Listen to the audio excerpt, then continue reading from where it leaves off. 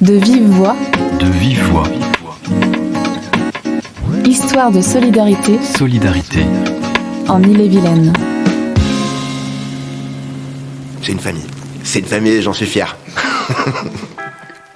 Ils s'appellent Mustapha, Marie-André, Pierrette, Baraka, Frédéric, Marine, Élodie, Jeanne, Marion, Kalana, Romane ou Luc. Ils ont de 14 à plus de 70 ans.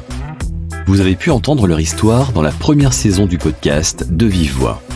Des histoires de solidarité, d'amitié, de liberté retrouvée, d'apprentissage. Des histoires parfois dures, mais toutes remplies d'espoir. En plus, j'ai rencontré une charmante dame, Yolande. Alors, oui, c'est très encourageant. Je crois que si Yolande n'était pas revenue, je ne serais pas revenue non plus. D'être à deux, on est plus forte. Oui, je suis surprise d'entendre que tu dis que je t'encourage, mais c'est vrai qu'il faut qu'on y aille jusqu'au bout.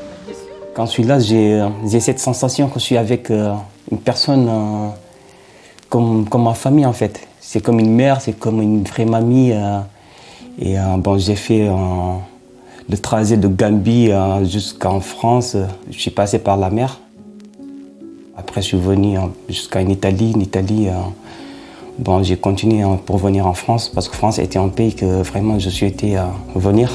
Ouais, c'était un espoir. Pour moi, la France, déjà, à mon arrivée jusqu'à aujourd'hui, je trouve que c'est un pays vraiment très extraordinaire. Le département surtout, qui m'ont accompagné parce que j'ai rencontré Mamie. Mamie, ça a été le premier jour. Quand on s'est vu la première fois, il m'a demandé s'il pouvait m'appeler Mamie. Évidemment que c'était oui.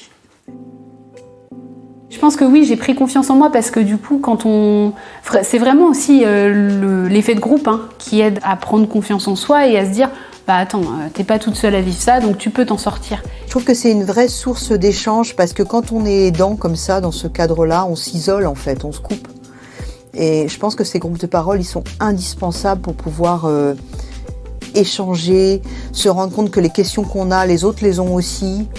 À mon âge, j'ai appris à coudre et je trouve ça génial qu'on peut encore apprendre et faire des choses, passer un certain âge.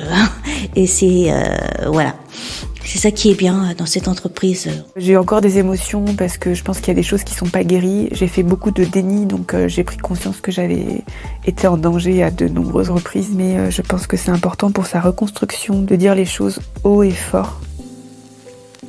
Et donc j'ai eu un choc psychologique, à l'âge de 37 ans. Et en fait, suite à ce choc, j'ai perdu une grosse partie de la vision. Je me sens bien parce qu'on est des petits groupes déjà et on est tous avec chacun ses difficultés sans forcément les évoquer. Il n'y a pas de jugement, on travaille, mais c'est plus attractif.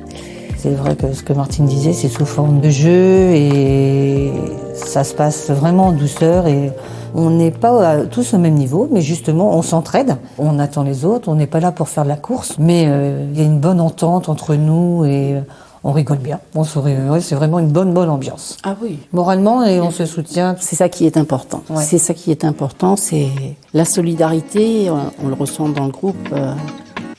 Dès septembre, découvrez de nouvelles histoires de solidarité en écoutant De Vive Voix, saison 2.